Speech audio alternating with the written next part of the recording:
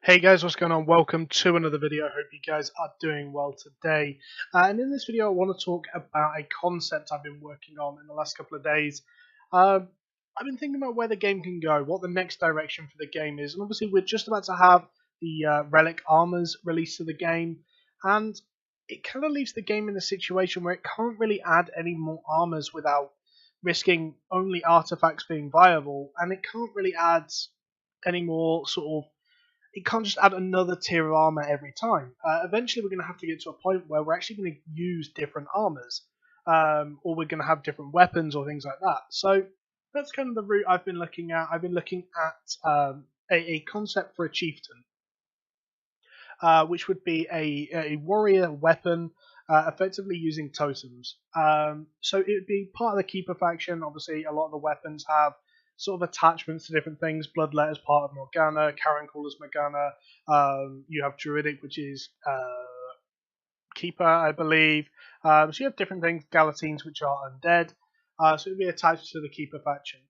And effectively, it would be a hybrid bruiser slash support. And what I mean by that is, at the moment, we typically have things built into specific roles. I.e., like Axe is very frontline bruiser, Clarent is frontline bruiser, Curse is sort of debuff range DPS, Fire is just pure range DPS. So we've got a couple of things that maybe dip into two roles, but typically just one role. So this would be very, very specifically does both. Doesn't do both the best, but does both okay, well, sort of level. So hybrid bruiser support class using totems to deal damage, offer utility slash off heal. So we'll start with a Q. Not really sure what the name would be yet. So for now, I'm just going to call it Strike. Strikes the target with your totem, dealing X amount of damage and applying totem buff. Fire. Inflicts a burn on the target, dealing X damage every second, stacking 3 times. Frost slows on every auto attack, stacking up to 3 times, up to 30%, so 10% per stack. Attacking a target with 3 stacks deals X more damage. Nature pulses a small heal over time in a 5-meter radius around you. Poison applies a poison to the target that reduces healing by X and resistances by X. So just to give you some ideas as to what this is, I'll talk more through like the totem system after. But effectively, you put down a totem, you'll get a buff relating to the element of that totem or the type of that totem. And yeah, so in terms of damage, I go through numbers a little bit further down, but like the totem Q, the fire totem the fire totem buff would effectively be doing like maybe 30 damage every second, stacks up to 3 times, 90 damage a second for 6 seconds.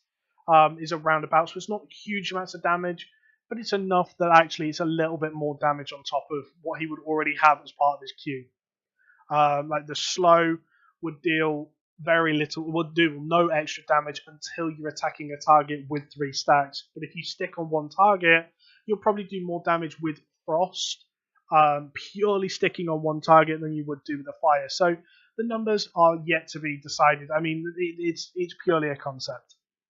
In terms of, so basically, it's you can choose what you want to do in a fight by what totem you bring out, and that even applies to your Q. So, like I said, fire. If you're looking to just do all-out raw damage, you go for the fire one. If you're looking to try and offer a little bit more utility, you go to the frost one. If you're looking to try and off-heal, and this is not something we've ever really seen before, but actually having something that really can offer some off-healing to the group, is incredible. I think it could be amazing. And again, you lose a little bit of damage by not picking fire, by not picking frost, but you gain that extra utility in a heal. Poison is kind of a debuffing class then, and that in itself can offer quite a lot to a group. It would be quite low energy cost on like a 2-second cooldown, so your typical sort of melee spammable Q. Yeah, we then have the AoE strike. So it works on a similar concept to the normal strike, except it hits all enemies in a 4-meter radius. Deals X damage, it would deal less damage than like the single target strike, and applies a lesser totem buff. So rather than having the same totem buff but applied to everything, because that would be overpowered, you have like a lesser one, which again, all of the mechanics are the same except nature. nature would actually give more of a heal based on target's hit, which could be a cool concept. You can maybe get in the middle of a ZVZ and start hitting people and healing for a fair bit, but in itself, it isn't going to be a massive amount of healing. It's there to be an off heal. Obviously, that would be a little bit more of an energy cost and a 4-second cooldown. So going through what I said, these Q abilities interact with the abilities and the totems on the W ability, being low impact with no buff, however becoming strong when used with a buff. The single target strike would deal more single target damage, and the totem buffs would be higher impact, as they'd also only apply to would apply only to a single target. The AoE strike would deal significantly less damage, as well as the totem buffs being lesser. And for example, the fire totem buffs on single target strike would deal 30 damage. 30 burn damage per stack, second 3 times, for a total of 90 damage every tick for 6 seconds. On the AoE strike, fire buff would deal 10 burn damage per stack, second 3 times, for a total of 30 damage every tick for 6 seconds. This means it would deal significantly less single target damage, but would offer good group utility to the Q, allowing it to be easily famed in a party and fameable solo, while also offering potential ZVZ and 5v5 viable Qs. So obviously the goal here is to try and make sure that everybody gets to play the class in some way, make sure that it's viable, it's usable in different ways, and I think with these Qs, interacting with the totems, you're going to be able to fame in a group. In fact, groups are going to want you because you do offer a lot of utility. You can be able to fame solo because you can just do the off healing, you can do the fire to be able to kill things faster. And in ZVZs, you're going to have like an AoE heal, AoE healing and resistance reduction, an AoE slow, all very, very good things on your Q, as well as 5v5 being able to do multiple different things as well. In terms of the totems, then, so let's move on to the totems, the core of what this weapon is. The fire totem. Place a fire totem on the ground, applying fire totem buff to the caster. Fire totem focuses on the Q target, so whoever you're hitting with a Q, it'll like fire bolts at them, and consistently cast medium damage fireballs. Not sure on the damage yet, but it would never be anything like a fire staff firebolt, so obviously that would be way too strong. But effectively no burn damage on the totem, it just is a single target sort of fire on whoever you're hitting, which effectively just increases your single target damage. Could be used, again, we're going to talk about the ease in a little bit as well, but could be used to try and burst someone down, just single target pressure. You effectively play full like bruiser mode. Frost Totem. Place a Frost Totem on the ground, applying Frost Totem buff to the caster. Frost Totem pulses low AoE Frost Novas, low damage AoE Frost Novas in a 4-meter radius, applying stacks of slow. So again, when I talk about radius and size of things and whatever, it's all down to just my opinions at the moment. If it was ever something that was taken on as an actual class, then it would obviously be reworked and balanced as necessary. But effectively, you'd put this in like the back of a group or on like a clump of people. It would apply the stacks. So if you remember talking about it earlier, slows on every auto attack up to 3 times. Attacking this target while at 3 stacks deals X more damage. So if you drop that on top of the group and then you have like the single target strike or even the AoE strike, if you drop that in the group and then do the AoE strike, you can be hitting people super hard with the extra like shatter damage from the frost. So again, there's interactions, there's mechanics there, and obviously it definitely you definitely have to play different based on the totems. The nature totem, so this one I wasn't too sure on, but effectively place a nature totem on the ground, applying the nature totem buff to the caster. Nature totem charges up based on Qs, so based on the healing that you get from your Qs, and upon death of the totem / despawn, pulses an AoE heal in a radius around the totem for total amount of healing done by the Q. So that would have to be balanced and reworked quite a lot, but effectively what I'm thinking, you drop that in the middle of a group, you go in, you try to just Q them as much as you can, build up as much healing as you can on the totem. It explodes at the end of its duration or when it's killed to heal the entire group or heal a good chunk of the group for a pretty high amount. Poison Totem. Place a Poison Totem on the ground, applying Poison Totem buff to caster. Poison Totem pulses a poison that stacks with the Q poison. So effectively, if you have the Q poison, you've dropped your totem, you've got the buff, you're queuing a target, you're going to reduce their resistances by however much. The Q single target one would be a lot stronger because this is a AoE pulse anyway. Both together stacked would equal a 30 to 40% healing reduction and a resist decrease equivalent to like the deadly chop on axes. Individually, the totem would give healing reduction equivalent to axe AoE Q, which I believe is like 20% or 15% is pretty low, and less resistance pierce than the armor pierce. So quite a strong utility one.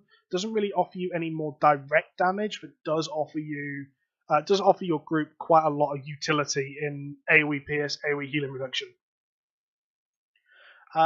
These 4 totems individually offer different utility to the chieftain in his group. By off-healing with a nature totem, offering slows with the frost totem, significant single target damage with the fire totem, and a strong healing reduction / pierce on poison. This fills the ideology of the class by allowing it to fill different roles within the group.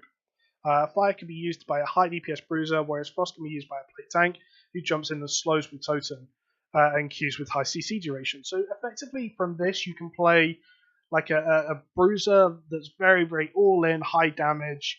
You can play a tank that's very like high CC duration using the Frost, even using the Poison just to try and build that up on people.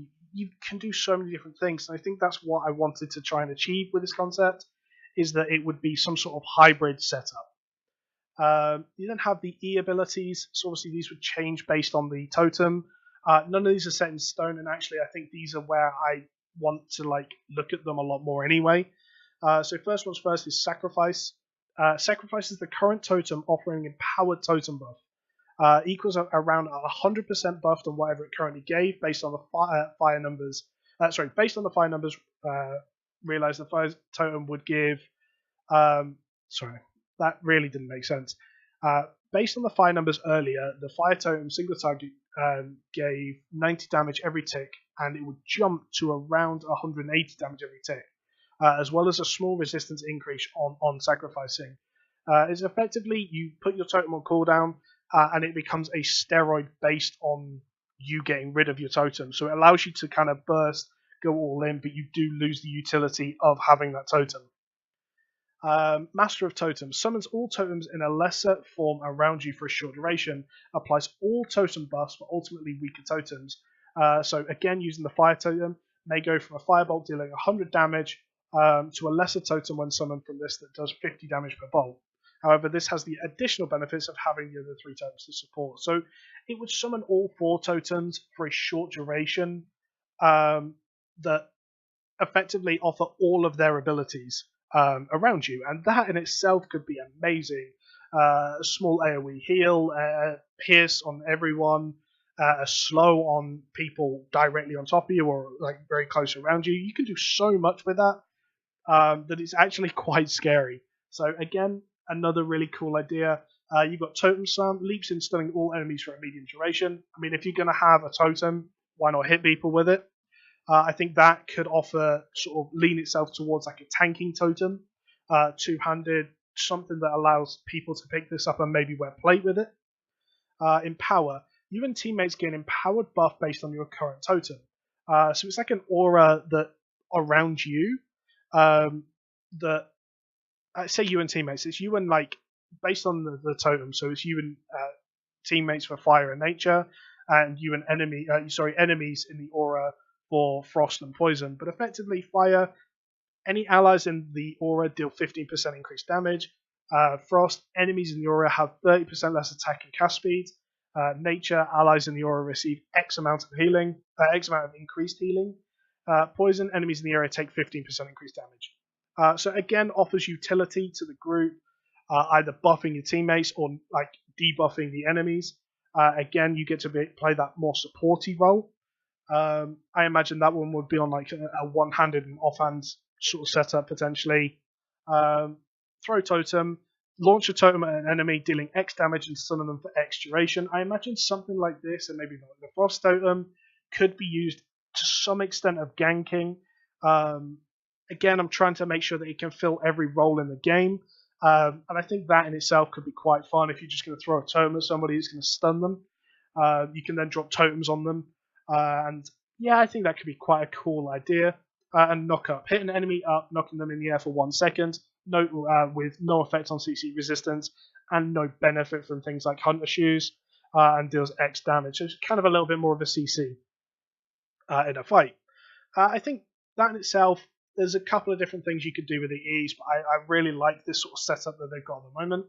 I feel if it's balanced correctly, would allow Chieftain to play multiple roles in a group, from frontline tank to bruiser to support, ultimately making them a strong pick from all group content and offering them enough viability to be viable in solo play as well.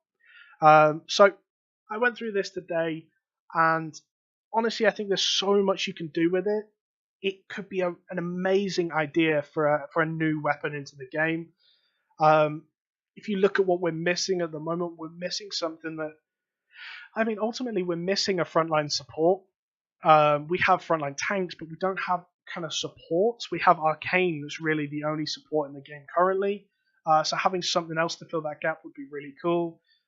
We have another bruiser into the game, which isn't a bad thing because we're kind of stuck in this sort of swords or axes bruiser meta at the moment. Because I mean, spears don't ever really go into bruisers, in my opinion, because they're so long ranged. But yeah, so I think it fills a couple of different gaps into the game. Obviously, if they were doing this, they'd have to release Hunter and Mage, like class archetypes as well. And I've had a couple of ideas on them, so I might do another video on them if this is received well. But yeah, so tell me what you think of this, if you could see it being in game. They've already got totems in the game to a point on mobs, so like bosses. Occasionally we'll have like the totems. At the moment we have the laser beam one, which again would make quite a cool totem. You have the knockback one, and you have a healing one. So they're already in the game. I don't think it would be too hard to kind of swap them. I'm not saying for a second this wouldn't be hard to code and implement. But yeah, I think could be quite cool. Tell me what you guys think. So yeah, thanks for watching, and catch you later, guys. Goodbye.